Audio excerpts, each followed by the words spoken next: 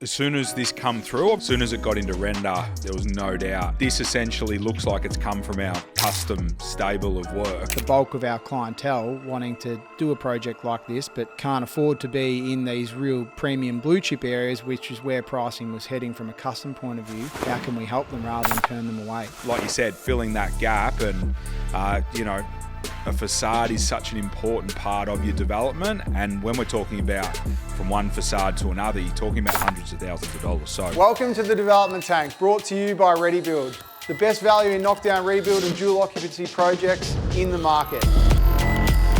I'm inside one of our ReadyBuild display homes where quality meets affordability. If you're planning a project anywhere in Australia, talk to me first. Scan the QR code or hit the link to book a free call. We'll beat the competition on price, service and value, guaranteed. If you're going to build, you're crazy not to build with ReadyBuild. Let's get into the podcast. Hey guys, welcome back to the Development Tank.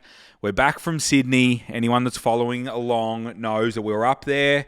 We appreciate everyone that come down. Fisher was down there. Plenty more others entered the network. So appreciate everyone coming there, everyone supporting, coming to watch me talk. Lots of love out there, so appreciate that.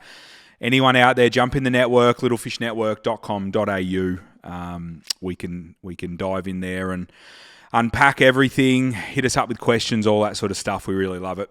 Let's get into today. We're looking at our ReadyBuild 30, our dual lock. The team's been working really hard on it. I'm here with Jonesy. He's been working really hard on it. So keen to unpack it. We've got some great assets, some great marketing material, and we want to talk to you about the decisions we made and why we made them. So pumped to get into it. Jonesy, welcome back. Yeah, thanks, Pete. Well, this has been my baby for 4 or 5 months now, I reckon, behind the scenes, just trying to unpack this. So obviously a couple of weeks ago, we spoke about, the knockdown rebuild trend and, where we felt ReadyBuild single could fit into that. But ultimately that was born out of this. Probably definitely the backbone of our business in terms of dual occupancy was coming up with a product that we've touched on many a times, not only a couple of weeks ago, but over probably the last couple of episodes I've been involved in with from a cost point of view, and where custom pricing has pushed us and trying to find a solution that's effective for our clients that still maximizes their ROI and gets them a product that they can be happy with and proud of. That doesn't necessarily mean they have to drop their expectations in terms of quality. I guess the first thing to do would be to get the hero render up and give you a taste of what we're working towards. Yeah, 100%. Thanks, Jonesy. Like you said, you've been managing this and watching this pretty closely. I think something that has become really obvious throughout the process is that with the right, energy and drive and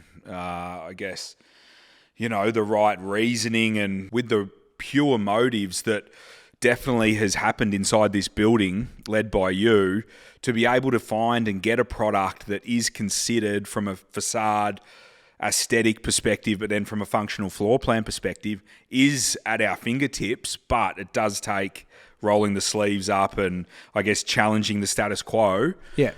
Getting the right partners on board, but it all is achievable. Not to say it's been easy, but I think it'll be really worthwhile. Yeah, for sure. I think it's, it was born out of discussions we were having internally probably 8, 10, 12 months ago around where custom pricing was. And, there's probably the base sort of volume player, and that gap between there and custom was only getting bigger. And how are we going to provide a solution for, which is probably the bulk of our clientele wanting to do a project like this, but can't be seen or can't afford to be in these real premium blue chip areas, which is where pricing was heading from a custom point of view. How can we help them rather than turn them away? And what product could we come up with that kind of met in the middle? And that's what we've essentially done. We've tried to leverage the economies of scale from a volume perspective, but pull down all of our experience and our knowledge from a product point of view and separate ourselves from what volume product is typically seen as. And I think, when you look at the render, instantly we've drawn inspiration from many of our custom jobs, whether that be colouring, texture, material finish. And a lot of the decisions we've made, both with facade and floor plan, have been aligned to all of our experience in the custom space, with now the ability to be able to leverage, Masterpiece's buying power and, as I touched on, economies of scale and the efficiencies that they've got with their model in terms of being able to build at a more cost-effective rate to then create a product which is what our ReadyBuild service is, that essentially sits in the middle. Yeah, spot on, Jonesy. And yeah, I've just got, I guess, as the team and yourself have progressed and the assets have come real, it's probably made me even more bullish about the possibilities and, the future floor plans and future facades and colorings and all these sorts of things that we can build out as time goes on. But yeah, mate, take us through it. You guys will see it up on the screen. Take us through our ReadyBuild Dual 30, so our dual lock. Yeah. No, this is essentially the first of a couple of facades we're working on. A couple of our custom projects that have served really well for us. Got a lot of positive feedback from many in the Little Fish network. Is what we drew a great inspiration from. And as you can see, I think instantly you look at it and go, well, this looks nothing like what I'd see from some of those bigger volume guys. This really does look like a custom sort of design facade project. And the one luxury in all of this whole ReadyBuild process is, as you touched on before, the ability to be able to tweak and change. So the form can't change because that's where the cost saving is. But as far as materiality and colour, you can essentially spec this up and design it how you like if the pitched roof facade is what you like. Obviously in the example render we've got is that, the sort of two-tone, black render up the top, and then that's broken up with the feature brickwork across the front. Standard features including, semi-commercial windows, black aluminium, and just even, when you boil down to it, the detail that we've gone to from a landscaping perspective, because the value add for us is complete product, full turnkey, and we don't want to miss that element of this whole process. The real value add is for a client to know that what they're getting is at the premium end, and we've done a hell of a lot of research over the last 10 to 12 months with Masterpiece, reviewing their product, looking at their standard spec, what's our standard spec look like, what's their quality of finish look like, how's that aligned to our custom work, how does that align to our values as a business. And we've really come, like, this is the baby, right? This is the first iteration of what we think, where we think this product will go, where we think this service will go, and it absolutely is separating ourselves to create that niche market that sits in the middle. Yeah, 100%. And yeah, as soon as this come through, obviously we're working on sort of the white cards, and as it was flowing through, it was feeling pretty good. But as soon as it got into render, there was no doubt that this essentially looks like it's come from our custom stable of work. But essentially, people can have this and like you said, make tweaks, but have this as a base that they can have on their property that is definitely going to set themselves apart from, I guess, the other volume product that's out there. So like you said, filling that gap, and a facade is such an important part of your development and such an important part of the value and the ultimate sort of resale value that will live on your property. And when we're talking about from one facade to another, you're talking about hundreds of thousands of dollars. So super excited to be able to offer this, to the market. And be able to fill that gap, like you've said. Yeah, for sure. I think that's been the one exciting part of the journey for us, is to understand all the efficiencies that a company of that scale has in terms of buildability, design, materiality, and where you can push and pull to keep cost within a budget or or within sort of a high or low value.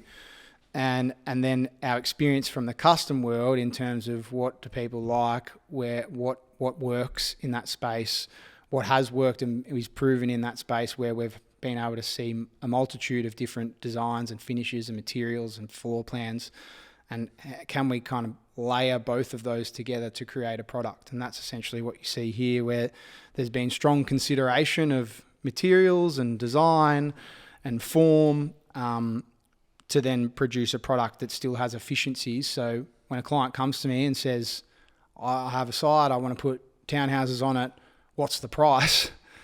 I'm not saying, well, you've got to go on this long journey of design development and construction drawings and tender process and pricing, which there could be a 10 or 12 month lag there before you get a real price. Yep. Essentially, we can punch an overlay out specific to their site. They can tweak the floor plan here or there. If there's enough width, you can get double garages. If there's enough depth, you can increase the sizes. There's a lot of luxury within the confines of it to create your own kind of bespoke product. But essentially, I can lock a price in for you within a week or two. Yeah, spot on. No, it's definitely a fantastic asset that the custom journey doesn't have. Don't get me wrong, the custom journey exists, for good reason. But for people that are a bit more maybe price conscious, not interested in the fluctuations of, the build market and costs and that sort of stuff, for them to be protected, within a week or two of engaging, I think is super, super important. So, mate, facade looks awesome. I guess the ones that we've got in the pipeline, we're looking at more of a modern square facade and design, which is super exciting. Yeah, 100%. We should have the second facade design, as you touched on, more of that sort of modern boxier style, clean lines. Again, a relatively neutral color palette. I think that'll come up really well as well. Yeah. And then that kind of becomes interchangeable to the floor plan we see in behind that. But yeah, like I as I've touched on, I'm really excited about where this is heading, and it's still being so much in its infancy to have something like that and like this. It's an exciting time. And you touched on before, I think the most common conversation I have with a client is either around budget or what resales are. And essentially this product will inform where that sits. Yeah. As you said, custom still has its place for sure. We've got some beautiful projects in, Sandringhams and Hamptons. Not to say that this wouldn't work there if you are budget conscious, but this is sort of for that next ring out where there is a ceiling on resale values and you have to be considered in terms of price. And you don't want to get 10 or 12 months down the track and have to be value managing the hell out of that project to make it viable. Instead, we feel like tackling it from this angle where you get much more clarity and you're a real clear line of sight on what costs are to still find feasible projects and get the result, particularly if you're coming at it from the angle of an investment vehicle. Yeah. No, spot on. And well said, Jonesy. So you're going to take us into the floor plans, which, just for, I guess, an overview, each side's got its own layout. There's circa 30 squares each townhouse, and you guys have gone ham on them. You've challenged every space. Yeah, for sure. I think this is obviously 230 squares townhouses, sort of the standard block size, 15.5 metre frontage, 600 plus square metres, 50% site coverage. That's the target market, and then you kind of work from there. It can be dialed down if the site's smaller, it can be dialed up if the site's bigger. But yeah, at least, from a marketing perspective and from a, initial consultation with a client, at least you can get an eye on, okay, what am I actually getting for my money and what's the base price look like? So as you touched on, there's obviously unit 1 at the top and unit 2 down the bottom. You can already see there's just been a tweak in what's available. Unit 1 showing a second lounge upon entry past the stairs, which is just here. Obviously double living zone. I think the one thing to really consider is, one thing that we have considered is, being very particular about alignment, about location of certain things. So as an example, like considering each space is something that you mentioned, but we'll start at the front door. Rather than having like many townhouses, and the experience that we've had with a lot of clients is they don't necessarily want the front door to be right next to the dwelling next door's front door. So essentially creating some separation between the entry of the dwellings. Also an element of privacy, so not being able to look completely down necessarily and see straight into the house. these windows here can be furnished if want, and allowing privacy in that front entry and really creating a real entry space. And then just the orientation of this sort of powder room, obviously in a key area at the front of the house away from the living zones, but then the consideration of having, a drop zone bench here, for keys on arrival, or whatever you need, from a presentation perspective. As you enter the house, there's a real sense of this is the entry, and it welcomes you in, kind of thing. I think it gives you a sneak peek into what to expect from the rest of the house. Like the plans we received and the plans we worked with, it was just a flat wall, and that space was inside the powder. But some keen eyes inside our team suggested that, hey, is this an opportunity that, like you said, create a drop zone? There could be a mirror there, there could be a picture there, a little bit of joinery, a little bit of stone, something like that, where you get a real sneak peek into, wow, this is a proper dwelling that has been considered in lots of different areas. So. And that's essentially this little space here. It doesn't look like much on this base plan, but that's an area where you can customize it to your taste, right? Like you've just touched on feature artwork. Is it a joinery element with natural stone? Is it a mirror? Depending on how you would use the space, but we felt there was a lot of value in just considering that aspect of it, rather than just having, as you mentioned, a flat wall where what do? You hang a piece of art and that's it. But making the space more usable, user-friendly, and again, just adding value in a really small way. And I think the fact that we've done this from the outset and agreed on these changes, because we've got that relationship with the builder, we're not talking about adding costs here either. For someone to do this, to muck around with this down the track and during a sales process, we're in the beating heart of this thing. Like, we're in the back room with the builder agreeing on changes that aren't really going to drive or don't drive price at all. So we're getting all these things without the hoo-ha of the big dirty word variation and all this sorts of stuff, because there's going to be a bit of volume of these, and we can agree on this process, and then they can get their efficiencies sorted out in their back end to agree to these without any cost. So I think that's the best thing, to be able to dial in these spaces and consider these spaces without getting whacked with that dirty variation word. Yeah, for sure. I think that's the luxury of it. Coming to me, I've had multiple, maybe 5 or 6 in the last week, where they're challenging the floor plan in terms of how would they live in the space, what things would they like as a bare minimum. We work through an overlay process. Clients have got that in their hand within 5 to 7 days. They're looking at it relative to their site, and they're understanding that Little Fish has already run their eye over it and considered every space. So then any of the tweaks they're having, they're getting our support as well as the efficiencies on the other side. So it's a win-win, when taking this path. I guess that the next move is into, as I touched on before, that lounge you can see between Unit 1 and Unit 2, depending on what your preference is. Unit 1 has the lounge downstairs with all 4 bedrooms up.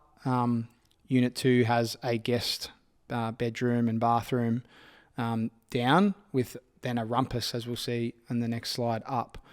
But coming down into that sort of kitchen, dining, you can see particularly Unit 1, you look at that kitchen, that's an entertainer's dream really, in a 30 square townhouse. The size of that island bench, the cupboard space, pantry space. You look at that walk-in pantry, that's sufficient to a large family home. And you only look at the sizes of these rooms, and they are super generous. And obviously, this is just a marketing play, but you look at where that furniture is located. But there's so much space here to be able to manipulate it into however that sees fit in terms of your, its highest and best use for you personally or for the end user. No, I couldn't agree more, Jonesy. Like which obviously we'll get to the the bed on ground unit. We'll go through that quickly, but the one with the lounge downstairs does allow a little bit more room. But like you said, it's got everything. It's got pantry. For me, a kitchen really, you can tell whether a kitchen's got ample space or not, is whether the island bench is clear of any fixtures or fittings or anything like that. It tells me instantly that there's enough room for the stove somewhere else, there's enough room for the sink somewhere else, and we've even got another single sink in the pantry there. But to have a nice, clear, big island bench tells me that the kitchens are big enough with enough space. And yeah, I just, nice big windows in the kitchen space for natural light. Like you said, those family rooms, that can push a lot closer to the dining and sort of spread out there. So a real fan of these layouts, Jonesy. And just touching on Unit 2 quickly, was obviously you've mentioned the guest bedroom downstairs. That's just an alternate option. There's a slight difference in price, but again, it's just preferential depending on what your needs are. If you're tackling it from an investment point of view, we would have already done research on comparable resales and what's required to achieve those. Just another little lever that can be pulled. Again, there's plenty that can occur. I think it's just sort of challenging what we're presenting as what we feel is the most resolved outcome, and then understanding what the end user is looking for, whether that's an investment play, it's their own PPR, however they're planning on utilising the dwellings, trying to tweak it to their liking or their needs. Yeah, spot on. I think even some of our recent investor clients have gone with this floor plan more or less exactly to sort of hedge their bets. Is it a young family with kids that all want to be upstairs and have a nice open living zones and have the kids in the lounge and the parents in the family type thing, or is it an aging buyer that's potentially eyeing off the bedroom downstairs type thing? So, like you said, however you live and what looks like value to you and the way you're going to live, there's a few options there. I guess as you go to the second level, you can again see the consideration. So Unit 1 with the lounge downstairs, you can now see the orientation for 3 generously sized bedrooms as well as a full master suite. The consideration of the master suite was again walk-in robe space. How would you use the master suite? From an orientation perspective, we like the idea of getting double-sided with these walk-in robes. Still allowing the opportunity here. Is it a custom joinery piece? Is it a mounted on-wall TV? Again, just like thinking how would we best use the room? Again, separating the ensuite with extending the entryway. Just all of these kind of considered design elements and also the functionality of the space. How would any of us live in them? And they're the discussions we've had internally. Obviously the projects team super experienced in the custom design space. What have they liked? Haven't they liked? How could we best maximize some of these designs? How can we consider alignment? How can we consider circulation? All those discussions have been had to get to this sort of resolution that we feel is an awesome outcome, particularly for that master suite. 100%. That master suite's got plenty of joinery. I even see the joinery set off the window a little bit there to tuck the sheer curtains in, no doubt. Mate, that ensuite is a proper ensuite with 2 vanities that definitely deserves 2 vanities, and even from the walk-in shower, but a fixed wall there to sort of give that little bit of privacy to the toilet space there. Proper ensuite. Talk to me about the central bathroom and even a study nook that you've been able to sneak in there. Like that central bathroom looks bigger than what we're probably used to in some of these townhouses. Yeah, for sure. I think like there's enough space here, and what we've sort of found is, those first floor units normally try and squeeze some sort of pokey living space in. We felt like we've really separated, particularly Unit 1, with the luxury of the lounge downstairs and such vast space, for multiple uses and separation between multiple zones. Upstairs was really maximising this area as the sort of retreat, sleeping, sort of living quarters outside of the entertaining hub of the house. And obviously that central bathroom needs to service those 3 rear bedrooms. So we felt like there needed to be some size to that. Big enough shower, obviously a bath to service them, double vanities potentially with multiple kids sharing that space. We felt there was an opportunity from a study nook point of view. Like people love to have that. That working from home culture still seems to live there. Whether that's a parent using that area from a workspace point of view, or it's a student from a study space point of view, just having that as a considered option, we felt like it would get great use at the top of the stairs. There's some separation from the entertaining hub of the house, and it was a way to sort of maximise again, just from a value add point of view. You're ticking every single box. Yeah, for sure. I think, really well done. To have the 4 beds upstairs, have a genuine study, but then ensuite and bath, I think, beautifully done. Plenty of room. For me, I'd probably, I'd like to add a couple of skylights in there that can be done around that study nook and around the stairwell. Beds are a great size. The majority of them well over 3 metres each way, which is, a bit of a threshold for us here. And then obviously in Unit 2, you've got the rumpus and the second living upstairs rather than downstairs. Yeah, and that's super generous, right? That's over big. 4 metres each way. Again, if that's your preference, that's a genuine living zone. It's not some sort of pokey little hollow at the top of the stairs where you snug a TV in. It's got genuine purpose. It's being considered. Would you actually sit in that space? How would you furnish the space? How would we live in the space to, again, maximise it? Obviously, you got the master that mirrors what's on the other side. There's a little switch up with the bedroom, but one consideration again was just the private toilet. Yep. Considering, 2 probably, I personally envisage maybe older children living in this style house. Potentially, they're going to be sharing that bathroom again. The element of privacy. The initial plans when we first started this had the toilet in the bathroom, but we felt like the end user would want that extra layer of privacy, and again considering the space and the layout to make sure that we can achieve what we're after. Yeah, spot on. I think really well done. Both really good options depending on what your lifestyle involves. Nice, Jonesy. Thanks for walking us through that. Both really good options for people. Before wrapping up, what else is in the pipeline from a floor plan design perspective? Even talk to us about some of the single builds that we're looking to expand upon. Yeah, look, I think obviously this has been sort of nailed as our our sort of flagship option. Yeah. There'll obviously be the new facade that we've touched on from a modern, clean line type look compared to what we've seen with the pictures. From a floor plan perspective, it's always a work in progress, right? Like there's so much you can do. Like I'm envisaging there might be a slightly smaller, slightly bigger. Slightly smaller, slightly bigger. There's the opportunity. Like if we were just to touch on standard features, right? Like what we've included above and beyond what is standard in others. Engineered flooring, semi-commercial windows. Standard ready coat doors in a lot of volume players. Not something that boded well with us. Didn't sit with where we felt we wanted to position our product. We've got vinyl sliders as an entry point, which we felt were cleaner, better use of space. Millet appliances, 2.7 metre ceilings, 2.4 metre windows. And that's all standard across the entire project as a base level. Happy to share all of that. That'll be online and available online at some point. And it's being worked on in the background so people can have instant access to it.